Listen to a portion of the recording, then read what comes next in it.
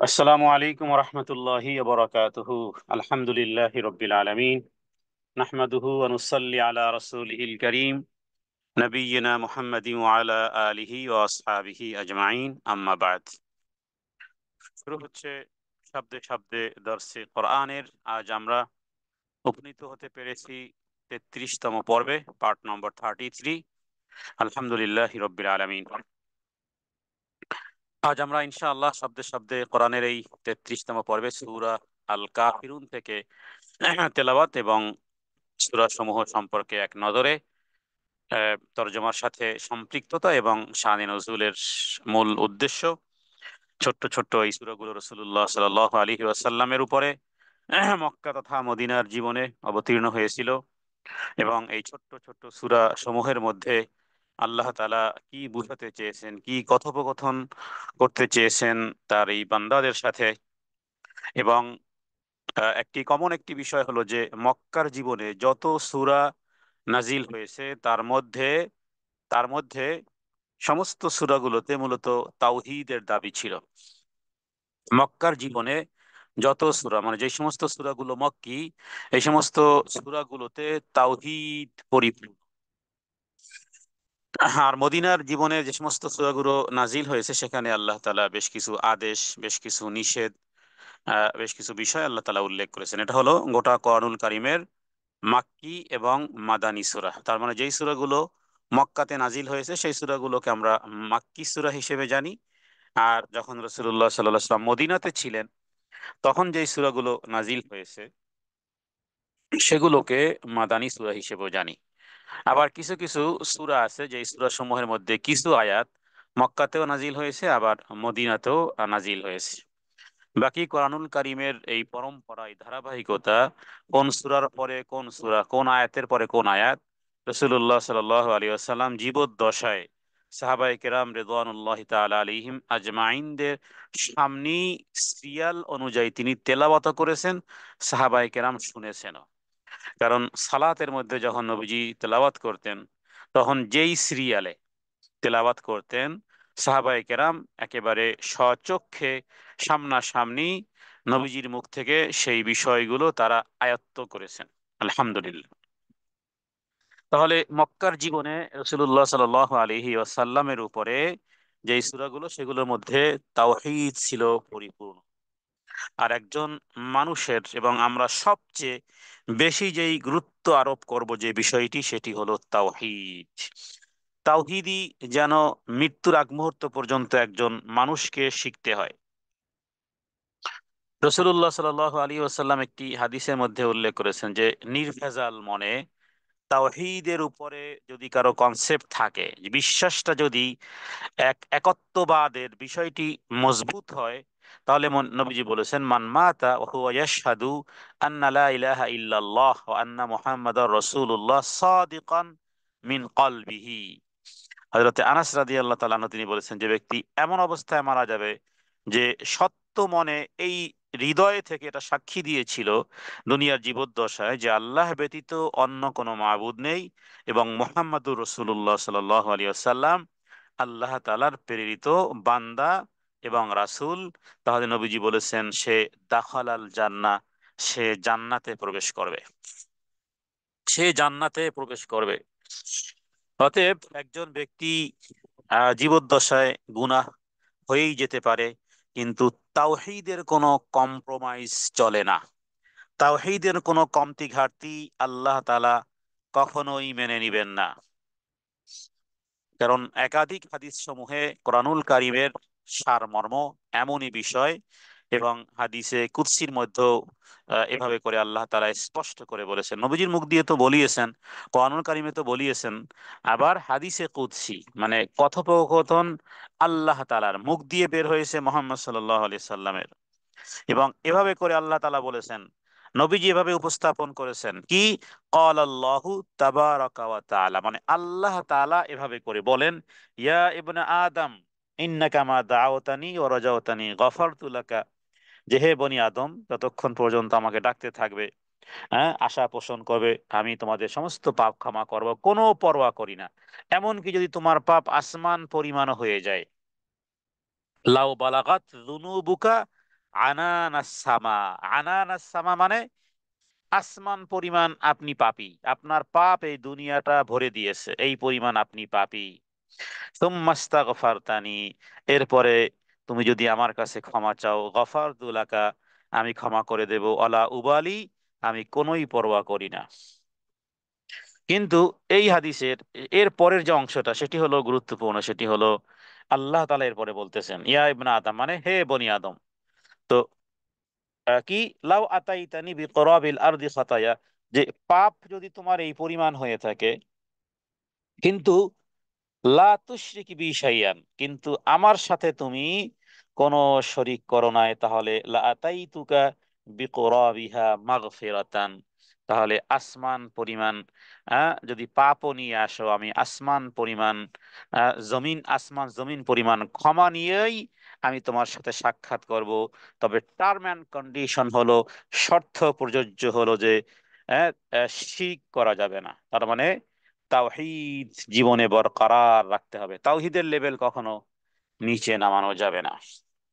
তাহলে মক্কি জীবনের সমস্ত সূরাগুলো ঠিক এই এই স্টাইলই আল্লাহ তাআলা নাজিল করেছেন। আজকের সূরা সূরাতুল কাফিরুন, এটি আহ, 500 সূরাতুল কাফিরুন, এটি 109 নম্বর সূরা। জি। أعوذ بالله من الشيطان الرجيم. بسم الله الرحمن الرحيم. قل يا أيها الكافرون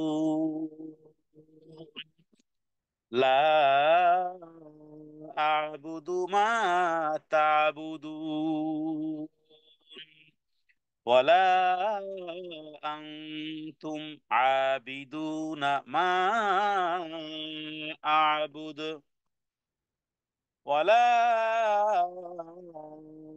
أنا عابد ما عبدتم ولا أنتم عابدون ما أعبد لكم دي لكم دينكم ولي دين لكم دينكم ولي دين।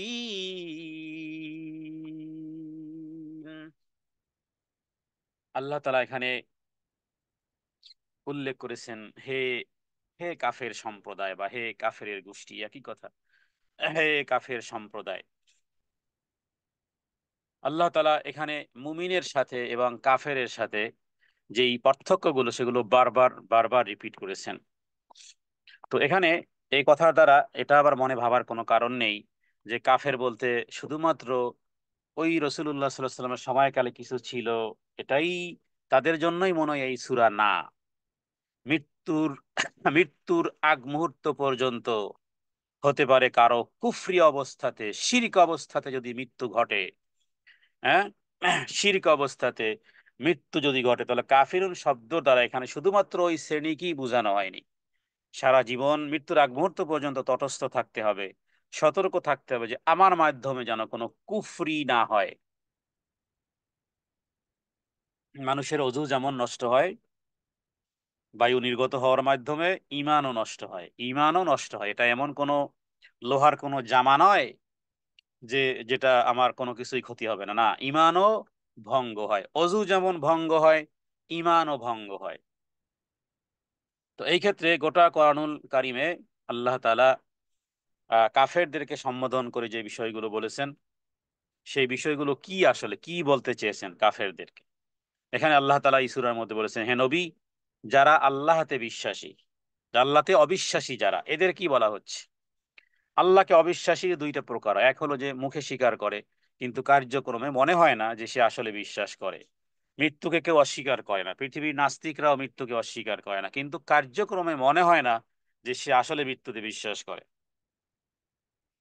তো আল্লাহ তাআলা এরপরে ইবাদতের ক্ষেত্রে, ইবাদত হলো একটা জীবনের রীতিনীতি, আল্লাহ তাআলা বারবার যেই কথাটি এই সূরার মধ্যে রিপিট করেছেন যে তোমরা ইবাদত করো যার, আমি তার ইবাদত করি না, আর আমি যার ইবাদত করি তোমরাও তার ইবাদতকারী নয়। তো এখানে পুনরায় পুনরায় এই জাতীয় বিষয়গুলো উল্লেখ হওয়ার একটা প্রশ্ন দেখা যেতে পারে যে এখানে একই জিনিস আল্লাহ তাআলা বারবার কেন উপস্থাপন করেছেন। এখানে মূলত আল্লাহ তাআলা বারবার এই জিনিসটি উপস্থাপন করার মাধ্যম হলো যে কোনো পদ্ধতি, তার মানে তাদের সাথে আমাদের ধর্মীয় কোনো পদ্ধতির সাথে যেন সামঞ্জস্যতা না হয়। বিশ্বাস স্থাপনের জায়গা তো আছেই, কিন্তু বিধর্মীদের এই ইহুদি এবং নাসারা এবং অন্যান্য ধর্মাবলম্বীদের সাথে কোথাও যেন কোনো অ্যাঙ্গেলে যেন সামঞ্জস্যতা না হয়। তার মানে এবাদতের বিষয়টি বারবার উল্লেখ করার এটাই হলো মূল। ইমাম ইবনে কাসির তিনি উল্লেখ করেছেন যে যা বারবার একই বিষয় উল্লেখ করার উদ্দেশ্যই হলো যে তাদের পদ্ধতি আর আমাদের পদ্ধতি যেন কোথাও যেন সেম টু সেম না হয়। আর সে কথাই আল্লাহ তাই এই বারবার উল্লেখ করেছে যে তোমরা যার ইবাদত করো আমরা তার ইবাদত করি না, আমরা যার ইবাদত করি তোমরা তার ইবাদতকারী নও। না তোমরা তার ইবাদতকারী যার ইবাদত এককভাবে আমরা করি। তো তিনি কে? তিনি হলেন আল্লাহ সুবহানাহু ওয়া তাআলা। অনুরূপভাবে আর তোমরাও যার উপাসনা করো ইবাদত করো আমরা তার কখনোই ইবাদতকারী হব না। তার মানে কি এখানে মূল বিষয় হলো তোমরা যেই ওয়ে হাঁটো, তোমরা যেই থট রাখো, তোমরা যেই থিঙ্কিং রাখো, তোমরা যেই কনসেপ্ট রাখো, দুনিয়া এবং পরকাল যাবতীয় যা কিছু, তার সাথে আমাদের কোনো মিল নেই। বরং আমাদের চিন্তা ভাবনা, আমাদের জ্ঞান গবেষণা, আমাদের সবকিছু আলাদা আলাদা। ইবাদত মূল হলো রীতিনীতি পদ্ধতি। হ্যাঁ, আমাদের জীবন পরিচালনার জন্য যা কিছু প্রয়োজন, ইসলাম হলো একটা কমপ্লিটলি একটা একটা কোড অফ লাইফ, একটা পরিপূর্ণ জীবন বিধান, একটা লাইফ স্টাইল। হ্যাঁ, একটা কমপ্লিটলি একটা লাইফ স্টাইল। ইসলাম এসেছে একটা লাইফ স্টাইল শেখাতে। জন্ম থেকে মৃত্যু পর্যন্ত বা দোলনা থেকে কবর পর্যন্ত একটা লাইফ স্টাইল শিখাতে এসেছে। কিভাবে ঘুমাতে হবে, কিভাবে ঘুম থেকে উঠতে হবে, কিভাবে ওয়াশরুমে যেতে হবে, কিভাবে খাবার খেতে হবে, কিভাবে গোসল করতে হবে ইত্যাদি। এমন কোনো বিষয় নেই যে ইসলাম একটা রীতিনীতি দেয়নি। এগুলো সব ইবাদত। এবাদত মানি রমজান মাসের রমজান মাসে সিয়াম রাখা নয়। এবাদত মানি শুধু 5 ওয়াক্ত সালাত আদায় করা নয়, হজ আর জাকাতই নয়। বরং এবাদতের মধ্যে একজন মানুষ ঘরে ইন্টার হবে, কিভাবে ইন্টার হবে সেটাও জানতে হবে। সে অনুযায়ী করলে সেটাই এবাদত। আবার ঘর থেকে বের হবে, সেই ক্ষেত্রে কিভাবে বের হবে, ওয়াশরুমে যেতে কোন পা আগে দিবে, হ্যাঁ, মসজিদে ইন্টার হতে কোন পা আগে দিবে, কিভাবে রাস্তায় চলবে, রাস্তায় চলতেও ডান, রাসূলুল্লাহ সাল্লাল্লাহু আলাইহি সাল্লাম তিনি ডান দিক থেকে হাঁটতেন, বাম দিক থেকে না। আবার রাস্তার মধ্যখান থেকেও হাঁটা উচিত না, রাস্তার ডান পাশ দিয়ে হাঁটতে হবে। তাহলে এমন কোনো জায়গা নেই যেখানে এবাদতের বিষয়গুলো রাসূলুল্লাহ সাল্লাল্লাহু আলাইহি সাল্লাম উল্লেখ না করেছেন। তাহলে একজন মানুষের সার্চিং হবে সারা জীবন যে আমি একটা ফল কাটলেও কিভাবে কাটতে হবে, খাবার খাচ্ছি যেখান থেকে সেখান থেকে উঠিয়ে খাওয়া যাবে না, যাবে না, কারণ ইসলাম সেখানে গাইড করেছে ডান দিক থেকে খাও, আস্তে আস্তে খাও। পানি পানের ক্ষেত্রে যদি শরীয়ত 6টি নিয়ম বলে থাকে তাহলে আর বাকি থাকবে কোথায়? তার মানে হলো আমার জীবনের জন্ম এবং মৃত্যুর সব কিছু ইবাদত। কিন্তু বিধর্মীদের সেটা নয়। আল্লাহ তাআলা সে কথাই বারবার যে আমি ইবাদতকারী নয়, তার যার ইবাদত তোমরা করে থাকো। এই কথাটি প্রায় 5 থেকে 6 বার বারবার উল্লেখ করা হয়েছে। এরপরে সর্বশেষ যে আয়াতে বলা হয়েছে যে তোমাদের ওয়ে তোমাদের জন্য আমার ওয়ে, আমার দিন আমার ধর্ম, তোমাদের জন্য তোমাদের দিন আর আমার জন্য আমার দিন। তার মানে তোমাদের পন্থা, চলার পথ, দুঃখিত, তোমাদের আদেশ নিষেধ আর আমার আদেশ নিষেধ কখনোই এক নয়। কর্ম যেমন আলাদা, কর্মফলও আলাদা। আমাদের কর্ম যেমন আলাদা, আমাদের কর্মফলও আমাদের জন্য আলাদা। তোমাদের দিন তোমাদের আর আমার দিন আমার। সর্বশেষ এই আয়াতের মাধ্যমে যেন ঘোষণা করা হচ্ছে যে তোমার সাথে আমার কোনো সম্পর্কই নেই। হ্যাঁ, এই আয়াতটি মানে এরকমের যে বিহুদি খ্রিস্টান বিধর্মীদের সাথে দুনিয়াবি ব্যবসা বাণিজ্যে 50-50 করা যেতে পারে, কিন্তু শরীয়তের বিষয়ে বা কোনো রসম রেওয়াজ, কোনো রীতিনীতি পালনের ক্ষেত্রে কমপ্লিটলি উল্টো হতে হবে। এই লাকুম দিন কুমলিয়া দিন মানে এরকমের, যে তোমার তোমার অবস্থান আর আমার অবস্থান যেন মাশরিক আর মাগরিব, পূর্ব এবং পশ্চিমের দূরত্ব। কারণ তোমার কর্মফলের হিসাব তুমি দিবে, আমার কর্মফলের হিসাব আমি দেব। তোমার দিন আলাদা, আমার দিন আলাদা, এখানে কোনো রকমের সম্পৃক্ততা নেই। অনেকে বেশি উদার মনে করে, কেউ যদি মনে করে যে না, তাদের ধর্মীয় অনুষ্ঠানেও আমার যাওয়া উচিত, এ বিষয়ে সালাফরা এত কঠোরতা ছিল, সুবহানাল্লাহ। তারা আসলে কোরআনুল কারীমের এই সমস্ত আয়াতগুলো তারা অনুধাবন করেছেন। আপনি হয়তো মনে করতেছেন একটু ফ্লেক্সিবল হওয়া উচিত, একটু স্বাভাবিক হওয়া উচিত, অসুবিধা কি, আমি মনে প্রাণে তা ওগুলোকে বিশ্বাস করি না, কিন্তু একটু দেখা সাক্ষাৎ হলো, একটু তাদের সাথে একটু সৌজন্যমূলক না হলো না। ধর্মীয় কাজে সৌজন্যমূলক বিষয়ও কখনোই তাদের সাথে, সেই সমস্ত বিষয়ের সাথে সম্পৃক্ত হওয়া যাবে না। এবং বছরের বিশেষ করে এই ম্যারি ক্রিসমাস ডে অথবা এই হ্যাপি নামে নিউ ইয়ারের যে সমস্ত বিষয়গুলো, এগুলোর সাথে আমাদের কোনো সম্পর্ক নেই, কোনো সম্পর্ক নেই। সমস্ত বিষয়গুলো সম্পর্কে আমাদের সতর্ক হওয়া উচিত। রসুল্লাহ সাল আলী ওয়াসাল্লাম তিনি মুসনাদ আহমদের মধ্যে একটি হাদিসে, যে নবীজি, আমি দেখেছি ফজরের 2 রাকাতে সুন্নাত নামাজে নবীজি এবং মাগরিবের 2 রাকাত সুন্নাত নামাজে কি করতেন, এই প্রথম রাকাতে কি পড়তেন, সূরা কুল ইয়া আইয়ুহাল কাফিরুন পড়তেন প্রথম রাকাতে, আর শেষের রাকাতে পড়তেন কুল হুয়াল্লাহু আহাদ। আমরাও মাগরিবের পরে যে 2 রাকাত সুন্নাত সালাত আদায় করি, সেখানে আমরা এই আমলটি করতে পারি, কারণ এটা রাসূলুল্লাহ সাল্লাল্লাহু আলাইহি ওয়াসাল্লাম এই আমলটি করেছেন। আর সেই সাথে সাথে ফজরের 2 রাকাত সুন্নাতের ক্ষেত্রেও আমরা এই আমলটি করব ইনশাআল্লাহ, প্রথম রাকাতে সূরা কাফিরুন। এমনকি মক্কাতে উমরাতে যারা থাকবেন, মক্কাতে যত যত সালাত আদায় করবেন, সেখানেও কি করতে হবে, প্রথম রাকাতে সূরা কাফিরুন, দ্বিতীয় রাকাতে সূরা ইখলাস পাঠ করবেন, এটা সুন্নাত। জি, এরপরে দ্বিতীয় সূরা, সূরাতুল আন-নাসর। বিসমিল্লাহির রহমানির রহিম। ইযা জাআ নাসরুল্লাহি ওয়াল ফাতহ ورأيت الناس يدخلون في دين الله أفواجا فسبح بحمد ربك واستغفره إنه كان توابا। সূরা নাসর দেখুন, এখানে ছোট্ট একটি সূরা, কিন্তু এই দুটি এই এই সূরাটির মধ্যে রাসূলুল্লাহ সাল্লাল্লাহু আলাইহি ওয়াসাল্লামকে সুসংবাদ দেওয়া হয়েছে, যে হে নবী, আপনি দেখবেন দলে দলে ইসলামের মধ্যে মানুষ প্রবেশ করবে। আল্লাহর সাহায্য এবং বিজয় যখন আসবে, ইসলামের চূড়ান্ত বিজয় যখন আসবে, তখন আপনি দেখবেন যে দলে দলে দলে দলে মানুষ ইসলাম গ্রহণ করবে। এবং এই এই আয়াত থেকে সাহাবায়ে কেরাম যেটা বুঝেছেন, কারণ প্রত্যেকটা মানুষের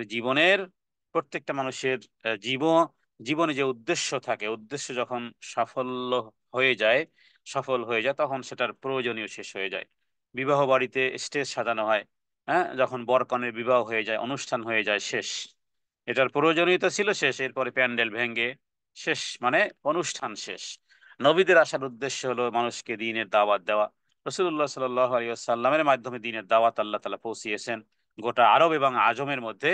তার মানে যখন দ্বীনের মধ্যে মানুষ দলে দলে প্রবেশ করবে, তখন নবীর প্রয়োজনীয়তা শেষ হয়ে যাবে।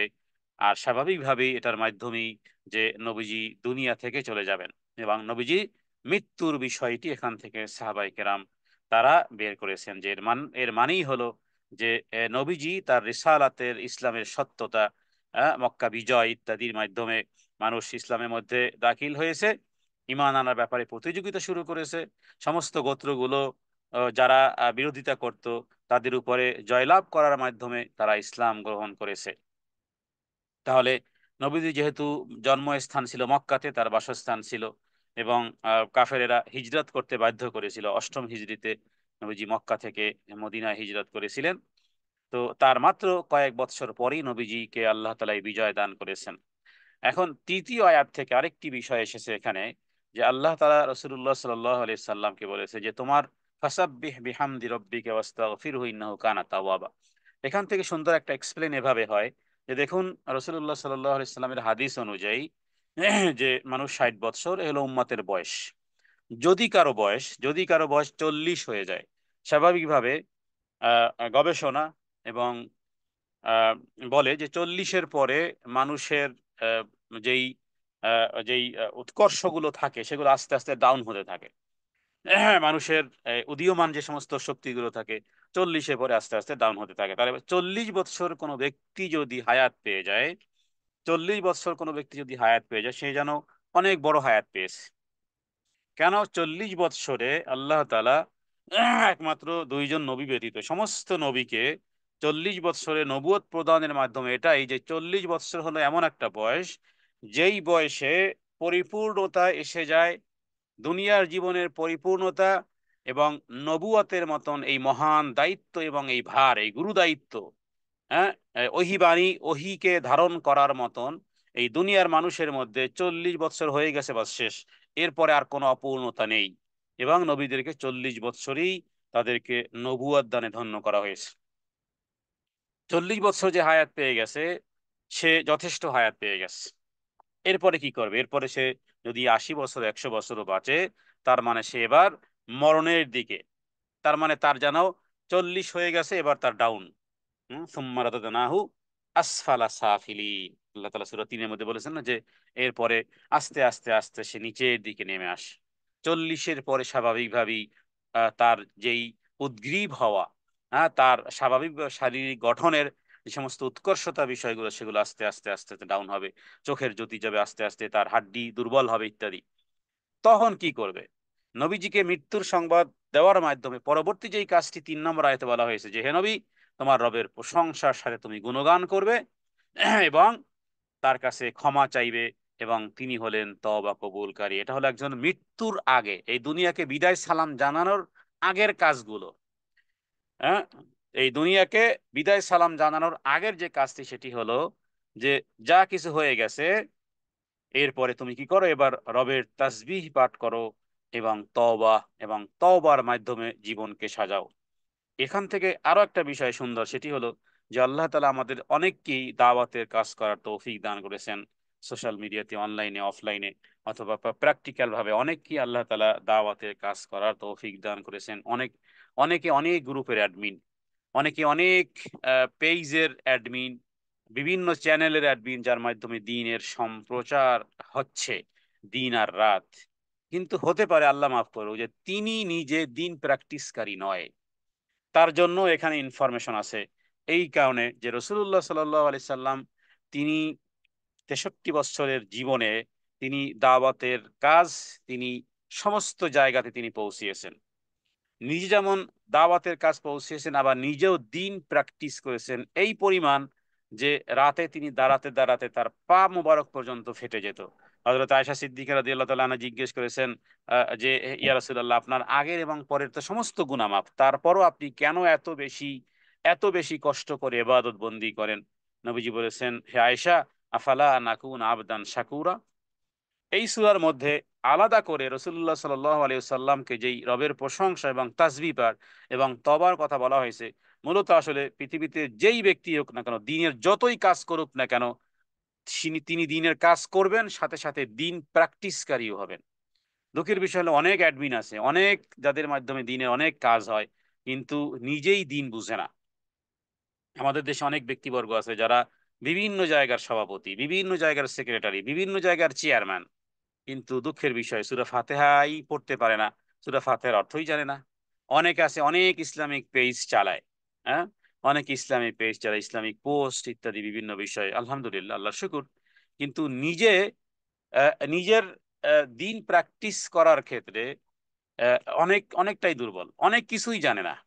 এই যে বললাম, সূরা ফাতিহাই ঠিক মতো হয়তোবা সে পড়তে পারে না বিশুদ্ধভাবে, অর্থ সহ পড়তে পারে না, কিন্তু তার মাধ্যমে ইসলামিক অনেক সম্প্রসারণ হচ্ছে না, এটা করা যাবে না।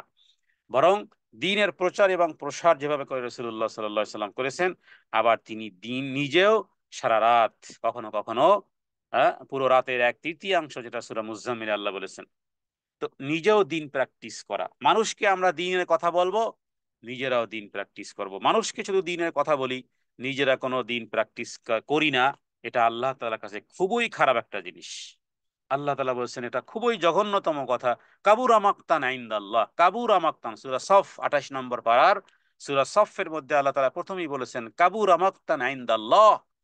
এটা আল্লাহ তাআলার কাছে একটা জঘন্যতম কাজ। সেটি কি? আনতাকুলু মা লা তাফআলুন, তোমরা যেটা বলো সেটা করো না। হ্যাঁ, সারাদিন নসিহত করি মানুষকে, কিন্তু নিজে পালন করি না। নাউযুবিল্লাহি মিন যালিক। কিয়ামতের দিন কোন এক ব্যক্তি এইরকমের দেখা যাবে যে সে এই গাধা যেভাবে করে ঘুরতে থাকে, তো নাড়ি ভুড়ি সহ বের হয়ে গেছে জাহান্নামের মধ্যে, ঘুরতেছে ঘুরতেছে, আযাব ভোগ করতেছে। সবাই দেখবে যে এই ব্যক্তি তো আমাদেরকে দ্বীনের নসিহত করতো।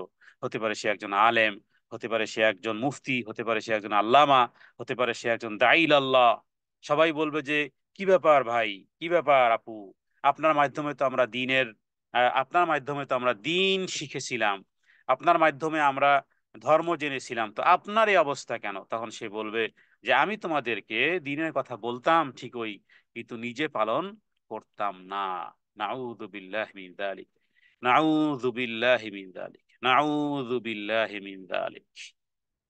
অন্যকে দ্বীনের কথা বলি, ধর্ম উপদেশ দেই, নিজে পালন করি না, জঘন্যতম কাজ। কাবুরা মাকতান ইনদাল্লাহ, আল্লাহ তাআলার কাছে এটা জঘন্যতম। আনতাকুলু, যা তোমরা বলো, মা লা তাফআলুন, সেটা করো না। দেখুন এই ছোট্ট সূরাটির মধ্যে দুই পার্ট। প্রথম পার্টে আল্লাহ তাআলা নবীজির বিজয় দিয়ে দেওয়ান, মানে নবীজির মিশন এবং ভিশন কমপ্লিট। দ্বিতীয় অংশে, হে নবী, সময় হয়েছে চলার, এবার কি হবে? আস্তাগফিরহু, ফাসাব্বিহ বিহামদি রাব্বিকা ওয়াস্তাগফিরহু ইন্নাহু কানা তাওয়াবা। রবের প্রশংসা সহ তার পবিত্রতা মহিমা ঘোষণা করুন, তার কাছে ক্ষমা প্রার্থনা করুন, তিনি তওবা কবুলকারী। আল্লাহ তাআলার কাছে প্রার্থনা করি, হে আল্লাহ। হ্যাঁ, এবং এই আয়াতটি নাজিল হওয়ার পরে নবীজি কিন্তু বেশ কিছু দোয়া পড়তেন, যেগুলো আমরা রুকুতে এবং সেজদাতে যেইগুলো পড়তে পারি, যেমন সুবহানাকা আল্লাহুম্মা রাব্বানা ওয়া বিহামদিকা আল্লাহুম্মা ইগফির। আপনি যদি সুবহান রাব্বিল আযীম নাও পড়েন, এটাও যদি পড়েন এনাফ। কিন্তু সুবহান রাব্বিল আযীম ছোট্ট দোয়া যেহেতু, অতএব ওটা পড়ে নিলেন, এরপর এটা পড়লেন, এটা বেস্ট হবে।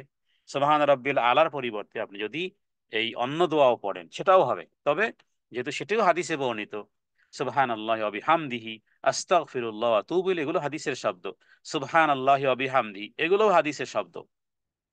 তো এগুলো রুকুতে এবং সেজদাতে বেশি করে পড়া। রাসূলুল্লাহ সাল্লাল্লাহু আলাইহি ওয়াসাল্লাম এই এই এই সূরাটি নাজিল হওয়ার পরে প্রত্যেক সালাতের পরেও নবীজি এই দোয়াগুলো পড়তেন, এবং শেষ বয়সে বেশি বেশি করে এই দোয়াটি পড়তেন, সুবহানাল্লাহ ওয়া বিহামদিহি আস্তাগফিরুল্লাহ ওয়া আতুবু ইলাইহি। সুবহানাল্লাহ, আল্লাহ তাআলার অতি প্রশংসা করলেন, অবিহামদিহি আরো প্রশংসা, এরপরে আস্তাগফিরুল্লাহ, আপনি ক্ষমা চাইলেন, ওয়া আতুবু ইলাইহি, যেন তওবা করে ফেললেন। ছোট্ট চারটা শব্দের মধ্যে দেখেন সবকিছু এসে গেছে। মুসনাদ আহমদের মধ্যে এবং ইমাম মুসলিমে এই প্রসঙ্গে হাদিস রয়েছে।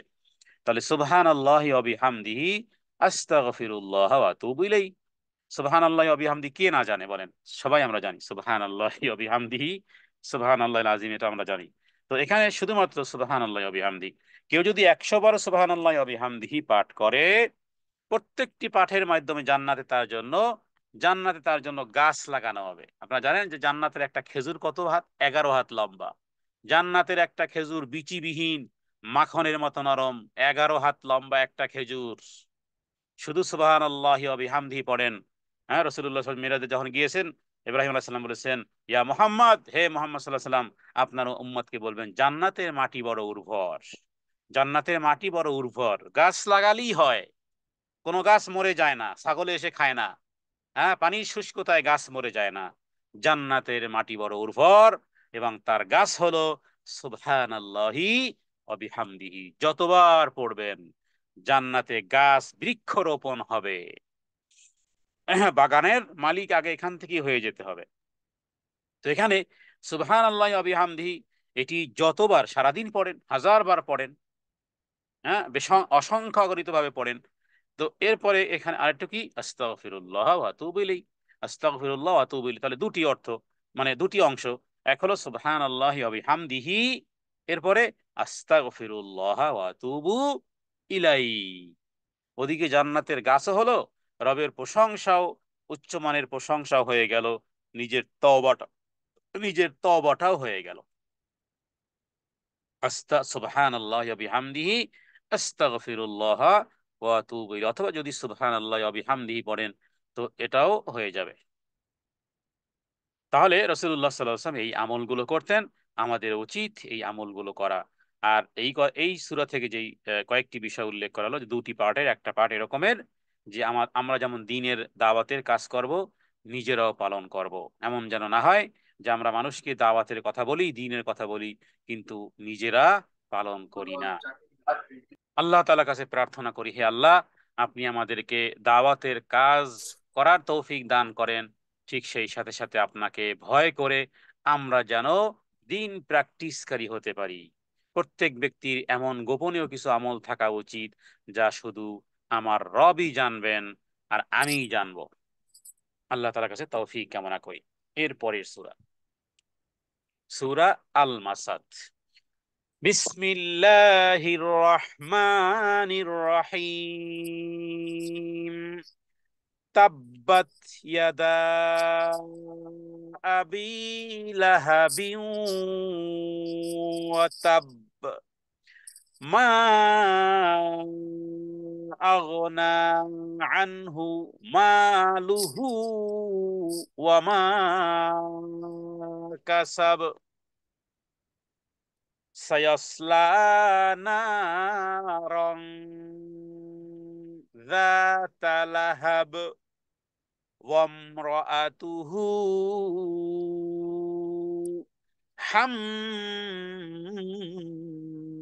হাম্মালাতাল হাতাব, ফি জিদিহা ফি জিদিহা হাবলুম মিন মাসাদ। আল্লাহু আকবার। এই সূরাটি নবীজির চাচা আবু লাহাবের জন্য এবং তার স্ত্রীর জন্য দুঃসংবাদের বার্তা। তবে এই সূরা থেকে আমাদের শিক্ষণীয় কি? আল্লাহু আকবার। আমাদের শিক্ষণীয় সেটাই আগে বলিনি, তারপরে এই সূরাটি কথা বলি। সেটি হলো যে আবু লাহাব যে কি পরিমাণ বিরোধিতা নবীজির করত, আর আবু লাহাবের স্ত্রী সেও স্বামীর সাথে ওই বিরোধিতায় লিপ্ত হতো। মানে স্ত্রীর কথা যেহেতু আলাদা এখানে এসেছে, অমরাতু মানে তার স্ত্রী, কাজ কি? স্ত্রীর কাজ কি? অমরাতুহু হাম্মালাতাল হাতাব, ইন্ধনকারী। দেখুন, অনেক ক্ষেত্রে, আল্লাহ মাফ করুক, কারো কারো সংসারে, জি আওয়াজটা কোত্থেকে আসতেছে? আওয়াজটা বন্ধ করে দেন। কোন কোন স্বামী আছে যে শরীয়তের ভায়োলেশন কাজগুলো করতেছে। আমি উদাহরণ দিয়েই বলি, স্বামী সে ব্যাংক থেকে লোন নিবে, স্বামী সে ব্যাংক থেকে লোন নিবে। ব্যাংকের থেকে লোন নেওয়া আপনারা জানেন, একটা ছোট বাচ্চাও জানে, এটা সুদ। সুদ মানেই হলো নিজের মায়ের সাথে ব্যভিচার করা। সুদ মানেই হলো আমার রবের সাথে, রবের বিরুদ্ধে যুদ্ধে অবতীর্ণ হওয়া। এবার স্ত্রীও মনে করে যে যেহেতু আমার স্বামী, আমি বললেই তো আর হলো না। তো এবার স্ত্রীও তাকে প্ল্যান দিচ্ছে যে ঠিক আছে, যদি এত টাকা পাওয়া যায় তাহলে আমরা ঘর এভাবে করব, বাড়ি এভাবে করব, গাড়ি এভাবে করব। ইনিও অন্যায় কাজে সাপোর্টকারী, ইন্ধনকারী। আবুল আহাবের স্ত্রী যেভাবে করে, আবুল আহাবের কর্মকাণ্ডের সাথে একাত্মতা ঘোষণা করে সেও যেমন জাহান নামে গিয়েছে, হোক না আমার স্বামী, হোক না আমার স্ত্রী। কিন্তু শরীয়তের লঙ্ঘন যদি হয়, কে তুমি স্বামী আর কে তুমি স্ত্রী, কে তুমি মা আর কে তুমি বাবা, কে তুমি ছেলে, কে তুমি মেয়ে, দেখার বিষয় নয়, কারণ আমার রবের বিরুদ্ধাচরণকারী। হ্যাঁ, একজন নারী তার স্বামীর উপরে খবরদারি ওইভাবে করতে পারবে না, অন্তত পক্ষে তার অপছন্দনীয়তার জিনিস যেন তাকে বলে দেয় যে তুমি যেই লোন নিয়ে, তুমি যে সুদ নিয়ে যে ঘর বাড়ি বানাবা, সেখানে আমার থাকার ইচ্ছা নেই। অন্তত পক্ষে তার সাথে এই এই বিষয়ে, যে এই বিষয়টি দেখতেছে স্পষ্ট মোটা দাগে আসতেছে, যেটা শরীয়তের ভায়োলেশন, অন্তত পক্ষে তিনি যেন সেই ভায়োলেশনের সাথে কখনোই একাত্মতা পোষণ না করেন। এটি আমি এই হাম্মালাতাল হাতাবের অর্থ করলাম, অমরাতুহু হাম্মালাতাল হাতাব। কারণ আল্লাহ তাআলা এখানে বলেছেন যে তার স্ত্রীও অমরাতু, আবুল আহাবের স্ত্রীও কেন হাম্মালাতাল হাতাব, হ্যাঁ, কাঠ বহনকারী মানে হলো যে সে ইন্ধন বহন করে। স্বামী অন্যায় পথে অধিকাংশ যুগলের মধ্যে কাপলের মধ্যে এই বিষয়টি আছে যে স্বামী অন্যায় করতেছে, সেও অন্যায় গা ভাসিয়ে দিচ্ছে। আর স্ত্রীকে বললে বলে কি করার আছে, স্বামী যেহেতু এভাবে পছন্দ করে, স্বামী পছন্দ করে এভাবে করে শর্টকট করে এভাবে করে, হ্যাঁ, রূপসী কন্যা বানিয়ে বন্ধু বান্ধবের সামনে উপস্থাপন করে, স্বামীর আদেশ। কোন স্ত্রী যদি বলে যে স্বামী যেহেতু চাচ্ছে করার কি, না, লা তাআতা লিমাখলুকিন ফি মাসিয়াতিল খালিক। হ্যাঁ, তোমার রব তো স্বামী নয়, তোমার রব হলেন আল্লাহ সুবহানাহু ওয়া তাআলা। সেই রবের নিষেধাজ্ঞা হয় এমন কোন কাজে স্বামী না, হ্যাঁ, স্বামীর 14 গোষ্ঠীর কথাও শোনা যাবে না। তাহলে অমরাতুহু হাম্মালাতাল হাতাব, আবুল আহাবের স্ত্রীর দোষ কিন্তু এটাই যে স্বামীর সাথে স্বামী যেভাবে করে রাসূলুল্লাহর বিরোধিতা করতেছে, সেও স্বামীর সাথে সুরে সুর মিলিয়ে এই আবুল আহাবের স্ত্রী করতেছে। এই কারণেই আল্লাহ তাআলা এই নারীর কথাও উল্লেখ করেছেন। আর তারপরে তো আরো বেশ কিছু বিষয় আছে, যে কোন কোন নারী আছে যে তার দেহটা নারী হলেও, কোন কোন কোন নারী আছে, মাফ করবে, এটি কোনো কাউকে কটাক্ষ বা নারীকে অবজ্ঞা করা নয়, কোন কোন নারী আছে যার দেহটা নারী কিন্তু তার মন মানসিকতা পুরুষ। আমাদের সমাজেও এমন নারী এসেছে, আমরা দেখেছি, যে একেবারে এদিক সেদিক ওদিক হয়েছে, রিকশাওয়ালাকে থাপ্পড় দেওয়া শুরু করেছে। দেহটা তার নারী কিন্তু মনটা তার পুরুষের, এইরকমের নারী যেন কোনো দিনী বোন যেন না হয়। তো এটা একটা একটা কথা, যে অনেক ক্ষেত্রে এমন হয় যে স্বামীর চেয়েও স্বামীর চেয়ে অনেক ক্ষেত্রে অ্যাডভান্স। হ্যাঁ, স্বামী যদি না বুঝে সেক্ষেত্রে পরামর্শ দিবে, এবং এটা দোষের কিছু নয়। রাসূলুল্লাহ সাল্লাল্লাহু আলাইহি সাল্লাম যখন হুদায়বিয়ার সন্ধির সময় মক্কাতে এসেছেন 1400 সাহাবায়ে কেরাম, এরপর আল্লাহর আদেশ এসেছে যে বাস শেষ, যেহেতু বাধাপ্রাপ্ত হয়েছে, তোমাদের জবেহগুলো, এই পশুগুলো কোরবানি করে দাও, জবেহ করে দাও, যেহেতু আমরা এসেছি, এবং মাথার চুল ফেলে দাও, কারণ আমাদের আমাদের হয়ে গেছে, আমাদের যেহেতু বাধাপ্রাপ্ত হয়েছি আমরা, তো এখন এগুলোকে আমরা এইভাবে করে, এটাই নির্দেশ। তো সাহাবা একরাম অপেক্ষা করতেছিল, যে এত দূর থেকে আসলাম, 480 কিলোমিটার দূর থেকে আসলাম, আর এভাবে করে হেরেম এরিয়াতেও আটকা পড়ে গেলাম, হ্যাঁ, মক্কাতে ঢুকতে পারলাম না, অপেক্ষা করতেছিল। নবীজি আদেশ করেছেন, অথচ সাহাবায়ে কেরাম সেটি পালনে কিছুটা ডিলে করতেছেন। নবীজি কিছুটা অসন্তুষ্ট হলেন। উম্মে সালামা নবীজির চেহারা দেখে বুঝতে পারলেন, বললেন, ইয়া রাসূলুল্লাহ, রাগ করার কি আছে, আপনার সাহাবায়ে কেরাম তো আপনার জন্য উৎসর্গকৃত। এক কাজ করেন না, আপনি নিজেই জবেহ করা শুরু করেন, আপনি নিজেই, হ্যাঁ, এই করেন, হালাক করেন, তো দেখবেন যে সাহাবায়ে কেরাম শুরু করে দিবে। আল্লাহু আকবার। একজন নারী উম্মে সালামা রাদিয়াল্লাহু তাআলা আনহা যখন, মানে কি একটা পরামর্শ দিয়েছেন রাসূলুল্লাহ সাল্লাল্লাহু আলাইহি সাল্লামকে। অতএব একজন নারী, তিনি পার্লামেন্টের, মনে রাখবেন, পার্লামেন্টের সদস্যও হতে পারবেন, কিন্তু প্রধানমন্ত্রী হতে পারবেন না। কারণ লাই ইউফলিহা কওমুন ওয়াল্লাহু আমারাহুম ইমরাতান, আপনি স্বামীকে পরামর্শ দিতে পারবেন, কিন্তু নিজে ঘরের স্বামী হতে যাবেন না। আমি আগে যে কথাটা বললাম যে দেহটা তার নারী, মন মানসিকতায় পুরুষ, তার মানে হলো যে আপনি সংসারে স্বামী হতে যাবেন না, স্বামীকে পরামর্শ দিবেন। স্বামীকে বলবেন যে দেখো, এটা আমার অভিলাষ, এটা আমার অভিপ্রায়, আমি তোমাকে এই পরামর্শ দিচ্ছি, বাকিটা তুমি যেটা করবে করো। এভাবে করে যদি কথা বলে, কিন্তু না, স্বামী কি বললো না বললো তার চেয়ে স্বামী ঘরে শুয়ে থাকে, সেই বাজারে যাচ্ছে, সেই সব জায়গাতে সেই সব কিছু হ্যান্ডেলিং তিনিই করতেছেন, বাড়ি ভাড়া দেওয়ার, বাড়ি কথাবার্তা বলা, যাবতীয় মানে পুরুষওয়ালা যে কাজগুলো, শরীয়তে পর্দা থাকলো কি থাকলো না সেটা দেখার সময় নেই। তো এই রকমের পুরুষ, হ্যাঁ, নারী দেহটা নারী হলেও এই রকমের মনমানসিকতা পুরুষ যেন না হয়। এই কারণে বলা যে এই আবুল আহাবের স্ত্রী ঠিক ছিল এই রকমের। হ্যাঁ, একাধিক তাফসীর থেকে এই আবুল আহাবের স্ত্রী উম্মে জামিল যাকে নাম, তো সে এই রকমের ছিল, একেবারে স্বামী ছাড়াই নবীজির সামনে এসে নবীকে গালাগালি শুরু করেছে। নবীজির সামনে এসে নবী কি গালাগালি করতেছে, তার জিদ, হ্যাঁ, তার জিদ মিটাচ্ছে কাকে, সরাসরি নবীদের সামনে এসে, এমন না যে স্বামীর সাথে এসেছে, তা নয়। এজন্য বললাম যে সে দেহটা তার নারী হলেও সে যেন, মানে পুরুষ আকৃতির, এই উম্মে জামিল আবু লাহাবের স্ত্রী। আল্লাহ এটা কন্ডেম করেছেন কোরআনুল কারীমে। এই সূরা লাহাবের মধ্যে অনেক শিক্ষণীয় আছে বিষয়গুলো। এবং কি বলতেছে, যখন সামনাসামনি এসে বলতেছে, মুদাম্মামান আবাইনা অদিনুহু কলাইনা ও আমরুহু আসাইনা। হ্যাঁ, যে সে এসে বলতেছে যে আমি মুজাম্মাম, নবীজির নাম হলো মোহাম্মদ, সেটাকে কিভাবে ব্যঙ্গ বিদ্রুপ করতেছে। মানে মোহাম্মদ মানে প্রশংসিত, আর সে বলতেছে মুজাম্মাম মানে নিন্দনীয় ব্যক্তির অস্বীকারী, সে আমাদের দ্বীনের দুশমন, তার হুকুম অমান্যকারী। ওই সময় কিন্তু নবীজি কাবা ঘরেই ছিলেন, তার সাথে হযরত আবু বকর রাদিয়াল্লাহু তাআলা আনহু তিনি ছিলেন, কিন্তু দেখতে পায়নি।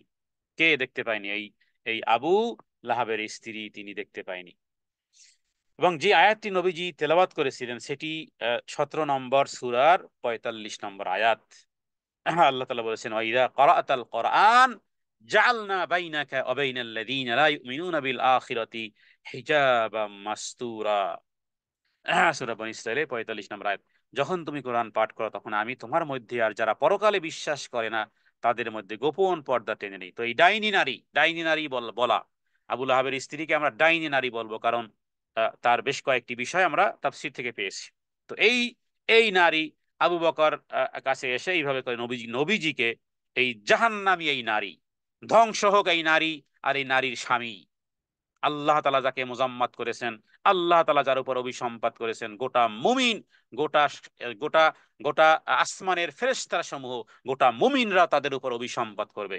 আবু জেহেল, আবু লাহাব, উতবা ও তাইবা, যারা রাসূলুল্লাহ সাল্লাল্লাহু আলাইহি ওয়াসাল্লাম কষ্ট দিয়েছিল, আমার বাবার দুশমনকে আমরা ক্ষমা করতে পারি, আমার মায়ের দুশমনকে আমরা মায়ের দুশমনকে আমরা ক্ষমা করতে পারি, বাট রাসূলুল্লাহ সাল্লাল্লাহু আলাইহি ওয়াসাল্লামের দুশমনী অবস্থায় যারা দুনিয়া থেকে চলে গেছে, এদের উপরে আল্লাহর লানত বর্ষিত হোক, এদের কবরের আযাবকে আরো আরো আরো দীর্ঘায়িত করুক। তো এই আবু লাহাবের স্ত্রী এভাবে করে রাসূলুল্লাহ সাল্লাল্লাহু আলাইহি ওয়াসাল্লামের সামনে এসে এইভাবে করে বলতেছিল, তবে সে দেখতে পায়নি। কে? আবু লাহাবের স্ত্রী নবীকে দেখতে পায়নি। হযরত আবু বকর বলেছিল, ইয়া রাসূলুল্লাহ, সে কি আপনাকে দেখতে পায়নি? নবীজি বলেছিলেন, না, আল্লাহ তাআলা পর্দা ঢেলে দিয়েছিলেন। তো এখান থেকে এই সূরাটির ব্যাপারে এতটুকুই যথেষ্ট, কারণ এখানে আল্লাহ তাআলা কিভাবে শাস্তি আরোপ করবেন সে বিষয়টি বর্ণনা করেছেন। এরপরে 112 নম্বর সূরা, সূরাতুল ইখলাস। বিসমিল্লাহির রহমানির রহিম। কুল হুয়াল্লাহু আহাদ, আল্লাহুস সামাদ, লাম ইয়ালিদ ওয়া লাম ইউলাদ ওয়া লাম ইয়াকুল লাহু কুফুয়ান আহাদ। সূরা ইখলাস মানে কি? আন্তরিকতার সূরা, ভালোবাসার সূরা, হৃদয়ের সূরা, সূরাতুল ইখলাস। ইখলাস মানে একনিষ্ঠতা, ইখলাস মানে আন্তরিকতা। তো হে নবী আপনি বলুন, আল্লাহ তাআলা এক এবং একক। হে নবী আপনি বলুন, আমি সম্ভবত দর্শের সময় বলেছিলাম যে অন্ততপক্ষে এই সূরাটির অর্থ যেন আমরা এক শ্বাসে পড়তে পারি। হ্যাঁ, সূরাটা এক শ্বাসে পড়তে পারি না, অন্ততপক্ষে এই পরিমাণ মুখস্থ যেন অর্থটা হয় যে এটাকে এক শ্বাসে পড়তে হবে। হে নবী আপনি বলুন, আল্লাহ তাআলা এক এবং একক, তিনি অমুখাপেক্ষী আল্লাহ, তিনি কাউকে জন্ম দেননি, তার কাছ থেকে কেউ জন্ম নেয়নি, আসমান এবং জমিনে তার সমকক্ষ কেউ নেই। শেষে সূরার তর্জমা।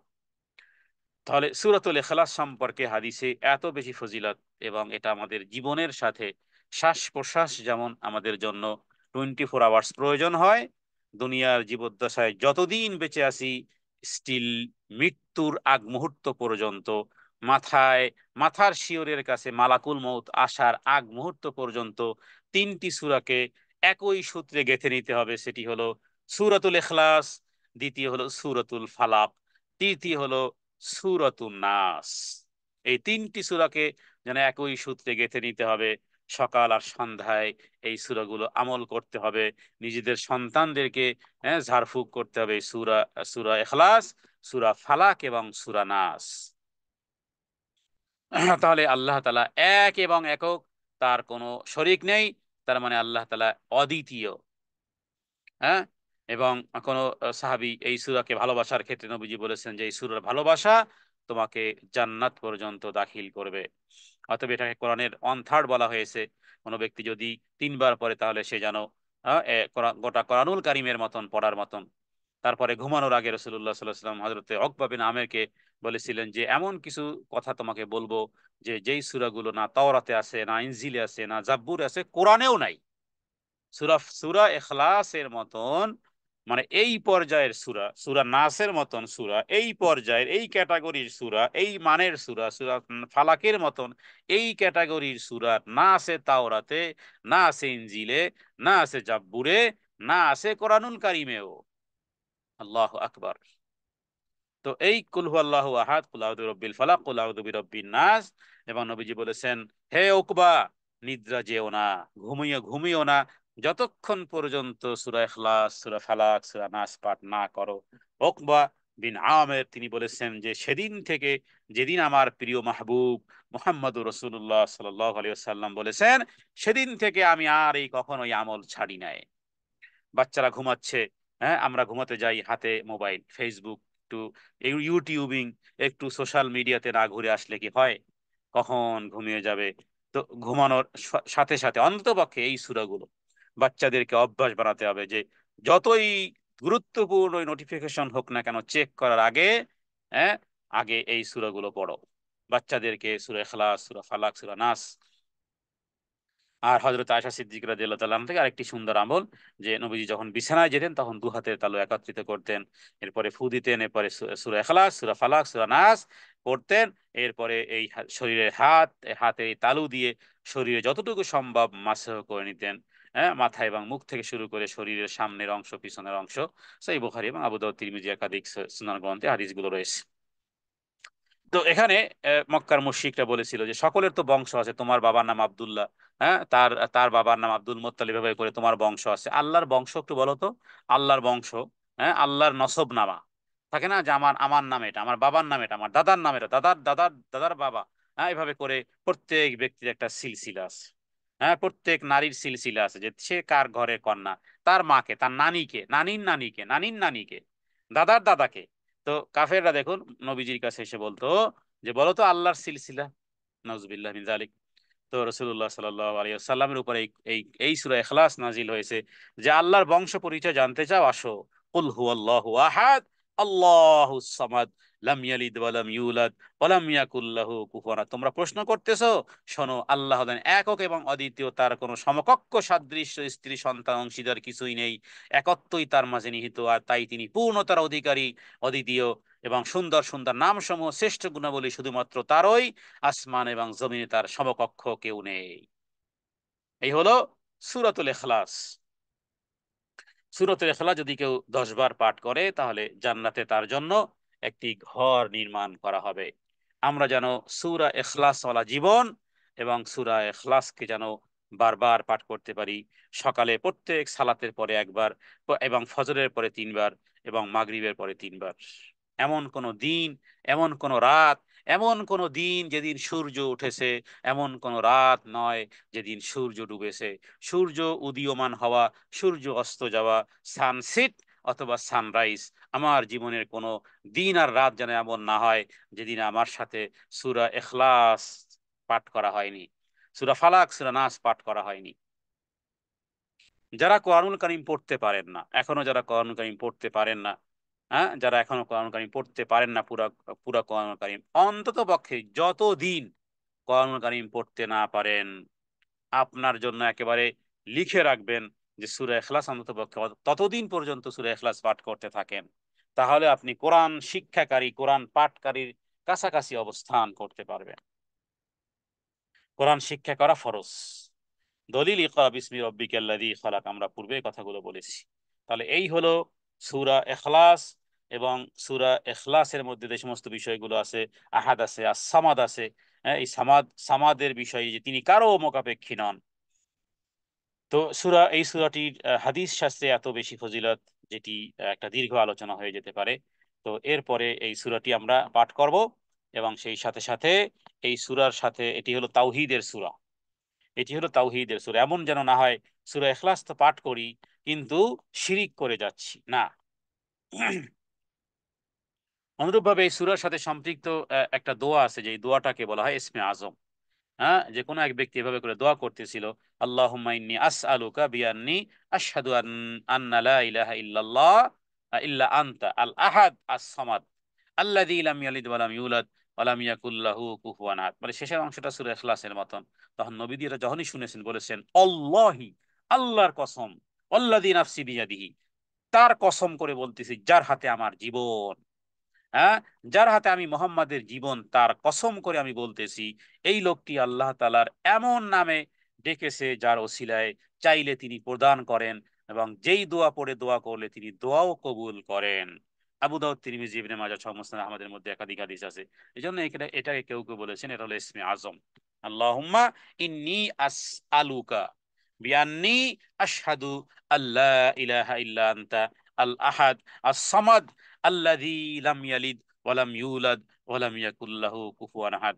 আমরা পূর্বে একটা কথা বলেছিলাম, আবার আজকে সেটি আবারও রিপিট করি, সেটি হলো যেই সূরার যত বেশি ফজিলত পাবেন, যেমন সূরা মুলকের ফজিলত আপনারা জেনেছেন, সূরা ইখলাসের, কেন যেই সূরাগুলোর যত বেশি ফজিলত তার বাণী হলো সেখানে তাও সেখানে তাওহীদ পরিপূর্ণ।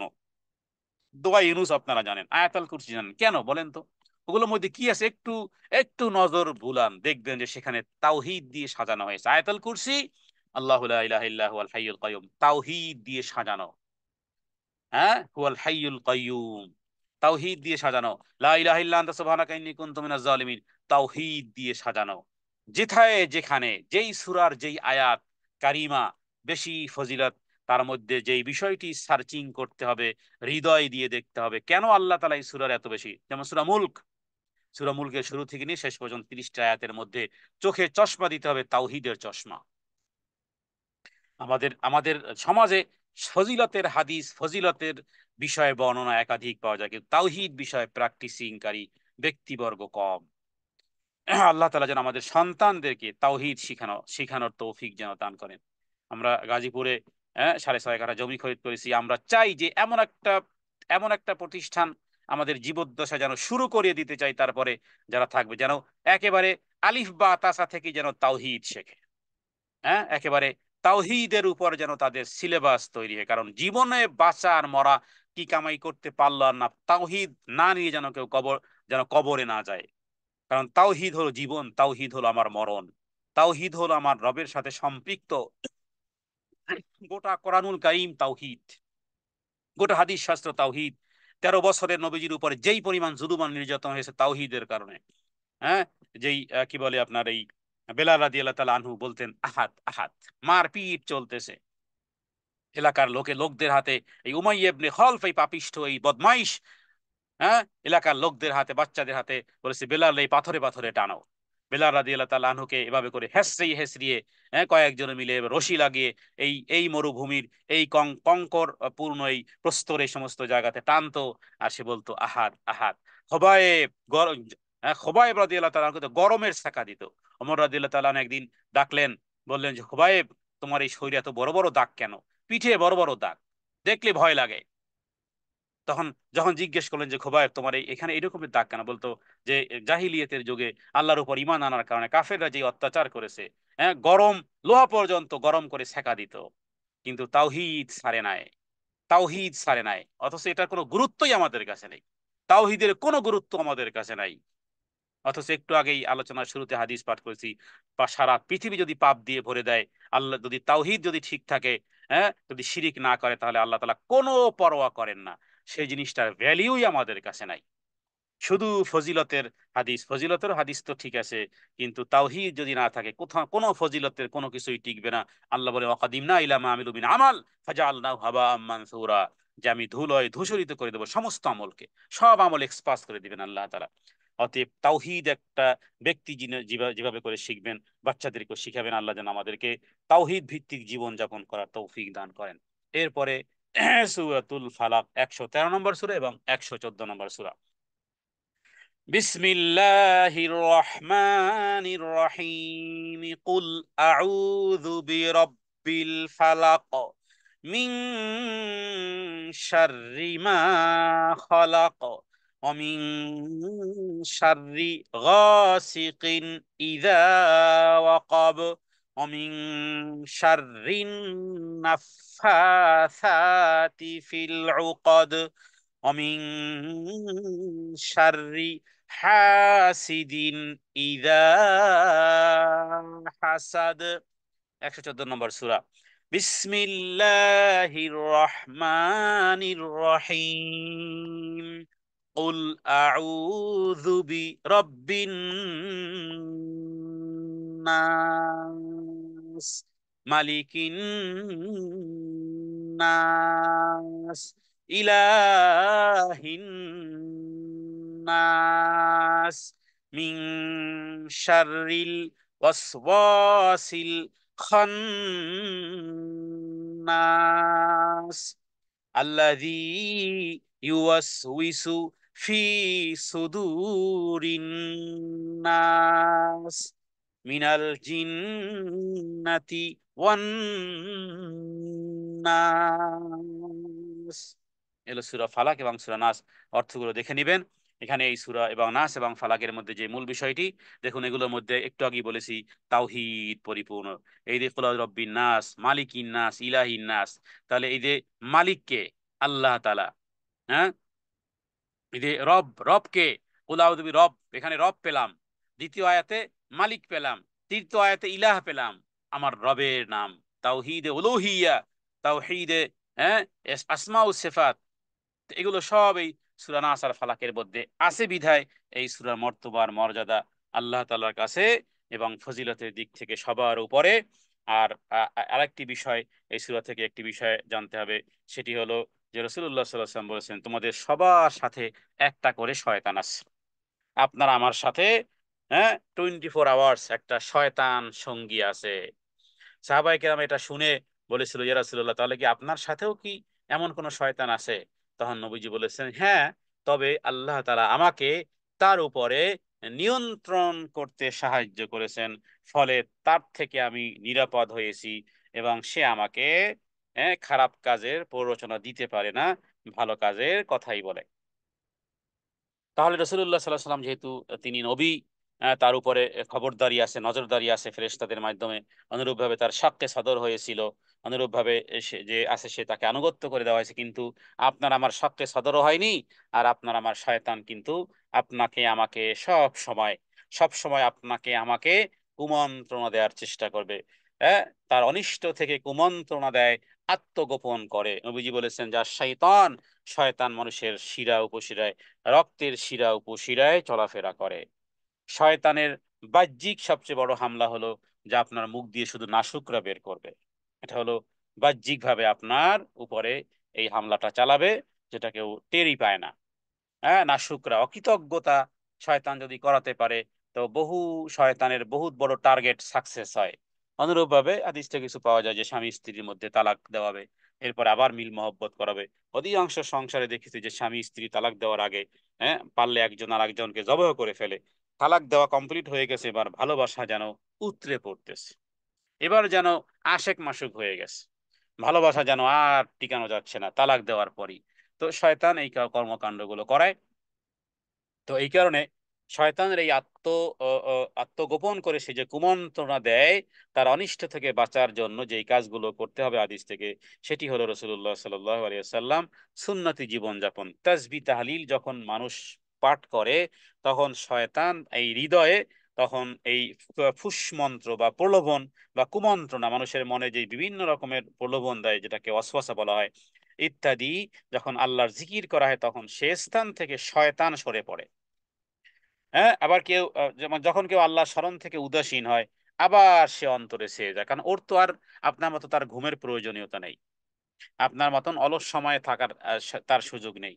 হ্যাঁ, দেখেন না যে আমরা যখনই সালাত আদায় করি, তখনই বিভিন্ন রকমের চিন্তা ভাবনা, এমনকি সালাতের রাকাত পর্যন্ত ভুলিয়ে দেয়। ওর কাজ হলো এরকমের। ও কখনো কামান নিয়ে, ও কখনো রাইফেল নিয়ে, বন্দুক নিয়ে আপনার উপর আক্রমণ করবে না। হ্যাঁ, তার জন্য কামান আর রাইফেল জোগাড় করাও কোনো ফায়দা হবে না, বরং আপনি বলুন, আউযু বিল্লাহি মিনাশ শাইতানির রাজিম, পড়েন সূরা নাস আর সূরা ফালাক, এটাই তার জন্য অস্ত্র। বিসমিল্লাহ বলেন, বিসমিল্লাহ বলেন, শয়তানের চোখ অন্ধ হয়ে যাবে। হ্যাঁ, বেসিনে যে সমস্ত কাজগুলো করা হয়, অথবা ওয়াশরুমে যে যাওয়া হয়, দুষ্ট জিন্নাত শয়তানগুলো এই সমস্ত ময়লা জায়গায় থাকে। কাজের শুরুতে বিসমিল্লাহ বলেন, এমনকি ডাস্টবিনে ময়লা ফেলতে গিয়েও বিসমিল্লাহ বলেন। কারণ এটা যেহেতু একটা আস্তানা, ওদের ওদের একটা থাকার ঠিকানা, ওয়াশরুম ওদের থাকার ঠিকানা। হ্যাঁ, স্বাভাবিক বেসিনে অনেক সময় খাবার দাবার ময়লা ইত্যাদি, এটা দুর্গন্ধ সৃষ্টি হয়। দুর্গন্ধ আছে যেখানে, মাছি আছে সেখানে। দুর্গন্ধ আছে যেখানে, শয়তান আছে সেখানে। কারণ দুর্গন্ধের সাথে ওদের একটা সম্পর্ক আছে। এ সমস্ত জায়গা পার হতে, এভাবে করে যদি শুধুমাত্র বিসমিল্লাহ বলেন, বিসমিল্লাহ বলে যদি ফেলে দেন, যেটা যদি জিন্নাত, যেহেতু শয়তান জিন্নাতের একটা অংশ, হতে পারে যে জিন্নাতের বিবাহ শাদীর প্রোগ্রাম চলতেছে। হ্যাঁ, কারণ জিন মানেই হলো কি গোপন, দেখা যায় না। তো যেহেতু তারাও মানুষের মতন, তাদেরও সব কিছু হয়। হতে পারে যে বিবাহ শাদী অনুষ্ঠান চলতেছে, আপনি তার মধ্যে আপনার ময়লা বালতি বা ময়লা এই পলিথিন আপনি ফেলে দিলেন। হ্যাঁ, তো সেক্ষেত্রে তারা কিন্তু ক্ষতি করার সম্ভাবনা আছে। কিন্তু বিসমিল্লাহ যদি বলেন, বাস স্টপ হয়ে গেছে, হ্যাঁ, দেয়াল এসে গেছে, কিছুই করতে পারবে না। বিসমিল্লাহর হলো এই পাওয়ার। তো সূরা নাস আর সূরা ফালাক যেন আমাদের জীবনের জন্য যেন বাধ্যতামূলক করে নেই। আমাদের জীবনে যাবতীয় যা কিছু সমস্যা আছে, হ্যাঁ, যাবতীয় পৃথিবীতে যা কিছু সমস্যা আছে, সমস্ত সমস্যা সমাধানের ক্ষেত্রে আমরা সূরা নাস এবং সূরা ফালাককে অ্যান্টিবায়োটিক হিসেবে, মেডিসিনের মতন যেন আমরা ব্যবহার, এটা প্রোটোকল দিবে আপনাকে, প্রোটেক্ট করবে আপনাকে 24 আওয়ার্স, আপনাকে, আপনার সন্তানকে, হ্যাঁ, প্রোটেক্ট দিবে যেই জিনিসটি, সেটির নাম হলো সূরা ইখলাস, সূরা ফালাক এবং সূরা নাস। আমরা আজকে যা শুনলাম এবং সে অনুযায়ী যেন আমরা আমল করতে পারি, আমরা রবের কাছে তৌফিক কামনা করি। হে আল্লাহ, ছোট্ট ছোট্ট এই মধুময় সূরাগুলো রাসূলুল্লাহ সাল্লাল্লাহু আলাইহি ওয়াসাল্লাম অবতীর্ণ হয়েছে, যেগুলো পড়তে যতই পড়া যায় অতই যেন স্বাদ আরো বের হতে থাকে, যতই পড়া হয়, হ্যাঁ, সূরা ফাতিহা যতই পড়া হয়, যতই শ্রবণ করা হয়, যেন আরো ভালো লাগে। কখনোই এটা আসে না যে না আর পড়তে ভালো লাগে না। এটা কোরআনের জীবন্ত মুজিজা। ছোট্ট ছোট্ট এই সূরাগুলো দিয়ে আমরা সালাত আদায় করি, যেন বারবার বারবার পড়তে মন চায়। অর্থ শব্দে করা, শব্দে শব্দে কোরআনের অর্থ মানেই হলো যে আপনি এবার ইন্টার হবেন ভিন্ন একটা জায়গাতে। সারা জীবন শুধু মৌখিক পড়েছেন না, এবার হৃদয়ে থেকে পড়বেন, হৃদয়ে থেকে বোঝার চেষ্টা করবেন যে আমি কি বলতেছি, কাকে বলতেছি, কেন বলতেছি, ইত্যাদি বিষয়গুলো যখন হৃদয়ঙ্গম করবো, রিয়েলাইজ করব, আল্লাহ তাআলা কোরআনের নূর আমাদেরকে দান করবেন। কোরআন আমাদের সাথী হবে জীবনে, মরণে, কবরে, হাসরে, হ্যাঁ, এবং সব জায়গাতে আল্লাহর সামনে আপনার পক্ষের শ্রেষ্ঠ উকিল। আপনার পক্ষে কিছু বলতে হবে না, আপনি আপনি বি কোয়াইট, নো প্রবলেম। কোরআন কথা বলবে। নবীজি বলেছেন আল কোরআন হুজ্জাতুল্লাকা আও আলাই, কোরআন তোমার সপক্ষের দলিল হবে। হয় সপক্ষে দলিল হবে, তোমার পক্ষে কথা বলবে, অথবা বিপক্ষে বলবে। কোরআনের পক্ষে কথা বলার জন্য কোরআনের সাথে থাকুন। ওসমান রাদিয়াল্লাহু তাআলা আনহু, তার তার বিষয় ছিল এই রকমের, যে কোরআনের সাথে থাকা। তার দোয়াও ছিল এরকমের যে কোরআনের সাথে আল্লাহ রাখেন। আল্লাহ তাআলা তার দোয়াকে কবুল করেছেন। মৃত্যুর আগে যখন তাকে হত্যা করা হয়, তিনি ওই দিন রোজা ছিলেন, কোরআনুল কারীম নিয়ে পড়তে বসেছিলেন। কোরআনুল কারীম খোলাই ছিল, শরীরের রক্ত ফিনকি দিয়ে কোরআনুল কারীমের সাথেই লেগে গেছে। তাহলে কোরআনুল কারীমই কথা বলবে ওসমান হত্যার ব্যাপারে। ওসমান রাদিয়াল্লাহু আনহু বলার প্রয়োজনীয়তা নাই। কোরআনকে সে ভালোবেসেছে, কোরআনও তাকে ভালোবেসেছে। এটা মাখলুক নয়, কোরআন কোনো মাখলুক নয়। কোরআনের সাথে সম্পৃক্ত হন, কোরআন আপনার ব্যাপারে কথা বলবে। কোরআন কথা বলবে, এটা কোনো মাখলুক নয়, এটা কালামুল্লাহ। 24 আওয়ার্স কোরআনের সাথে ভালোবাসার সম্পর্ক গড়েন। হ্যাঁ, কোরআনের মহব্বত হৃদয়ে জায়গা দেন। সব মহব্বত, হ্যাঁ, সব মহব্বতকে, দুনিয়া সব মহব্বতকে ছেড়ে দিয়ে কোরআনের মহব্বত হৃদয়ে জাগ্রত করেন। আর আপনি যখন কোরআনের অর্থ না বুঝবেন, তখন মহব্বতটা আসবে না। ব্যবসায় মানুষ যখন লাভ হওয়ার বিষয়টি জানে, তখন সে সেখানে চেষ্টা করে। কোরআনুল কারীমের এই ছোট্ট ছোট্ট সূরা সমূহ থেকে আমরা শুরু করেছি। আল্লাহ যেন গোটা কোরআনুল কারীমকে শব্দে শব্দে আমরা যেন এই দর্শের মাধ্যমে, হ্যাঁ, আল্লাহ তাআলা যতদিন প্রয়োজন হয় আল্লাহ যেন আমাদেরকে সুস্থতা নিয়ামত দেন, সুযোগ দান করেন। গোটা কোরআনুল কারীমের শব্দে শব্দে অর্থের মাধ্যমে আমরা যে পণ্ডিত হয়ে যাব, আমরা যে সবকিছু জেনে নেব না, এটার উদ্দেশ্য হলো যে হে আল্লাহ, কোরআনের সাথে সম্পৃক্ত হয়েছি, ভুল ভ্রান্তি যত যাই হোক না কেন, তুমি আমাদেরকে কোরআনওয়ালা উম্মত যেভাবে করে বানিয়েছো, কোরআনওয়ালা উম্মত যেভাবে বানিয়েছো, আমাদেরকে কোরআনওয়ালা বানাও। কোরআনের ভালোবাসা পাওয়ার জন্য আমরা কোরআন নিয়ে পড়াশোনা করতেছি, কোরআন নিয়ে আলোচনা করতেছি, শব্দে শব্দে কোরআনের দর্শ আমরা শুরু করেছি। হে রব, কমতি ঘাটতি তুমি জানো, কমতি ঘাটতিকে দূরীভূত করে আমাদেরকে কোরআনের সাথী বানিয়ে দাও, কোরআনের ধারক বাহক বানিয়ে দাও। কোরআন আমাদের পক্ষের ওকালতি, কোরআন আমাদের পক্ষে সুপারিশ যেন হয়। ঠিক এই রকমের কোরআন আমাদের সাথে, আর আমরাও কোরআনের সাথে, আল্লাহ তাআলা অঙ্গা অঙ্গি ভাবে এভাবে কোরআনের সাথে এই সম্পৃক্ততা। কোরআন যেন হয় চোখের জ্যোতি, কোরআন যেন হয় হৃদয়ের অনুভূতি, কোরআন যেন হয় হৃদয়ের বসন্ত, কোরআন যেন হয় সান্ত্বনা, কোরআন যেন হয় দুঃখ দুর্দশার সান্ত্বনা, কোরআন যেন হয় আমার মুখের কথা, কোরআনের সুর যেন আমার হৃদয়ের শান্তি, কোরআন কেন্দ্রিক যেন আমার দিন আর রাত আর 24 আওয়ার্স, প্রত্যেকটা ন্যানো সেকেন্ড যেন আমার কোরআনের মাধ্যমে যেন আমি যাবতীয় সমস্যার সমাধান যেন করতে পারি। কোরআন আমার দুনিয়ার জন্য, কোরআন আমার কবরের জন্য, কোরআন আমার মৃত্যুর জন্য, কোরআন আমার হাসরের ময়দানে, কোরআন আমার আল্লাহ তাআলার দরবারে দণ্ডায়মান হওয়ার জন্য, জান্নাতুল ফেরদাউস পৌঁছার আগ মুহূর্ত পর্যন্ত এই কোরআনই যেন হয় আমার সবচেয়ে উৎকৃষ্ট বন্ধু, সবচেয়ে উৎকৃষ্ট সাথী, এবং সে যেন হয় আমার রাহবার, সে যেন হয় আমার রাহবার। যে ব্যক্তি রাস্তা চিনে না, পথ চলতে পারে না, নূতন একটা শহরে যায়, নূতন কোনো মেহমানের বাড়িতে যায়, মেহমান যেভাবে করে আসেন, এটা হলো ওয়াশরুম, এটা হলো বেডরুম, এটা হলো এই বেসিন, এটা হলো এখানে, এরপরে বাহিরে নিয়ে যায়, এটা হলো এই রাস্তা, এটা হলো এই বিল্ডিং, এটা হলো ওই ঠিকানা ইত্যাদি, যেভাবে করে গাইড করে কোরআন যেন আমাদেরকে মৃত্যু যেদিন হবে, দুনিয়ার জীবদ্দশায় যেন কোরআন আমাদেরকে গাইড করে, মৃত্যুর পরবর্তী থেকে শুরু করে যাবতীয় বিষয়গুলো যেন কোরআন আমাদের সাথে সম্পৃক্ত হয়, কোরআন আমাদেরকে যেন গাইড করে। মহান রব্বুল আলমিনের কাছে সেই প্রার্থনা করতেছি। আমা তৌফিক ইল্লা বিল্লাহ, ওয়া সাল্লাল্লাহু আলা সাইয়্যিদিনা মুহাম্মাদিন নবিয়্যিল উম্মি ওয়া আলিহি ওয়া সাল্লিম। আসসালামু আলাইকুম ওয়া রাহমাতুল্লাহি ওয়া বারাকাতুহু।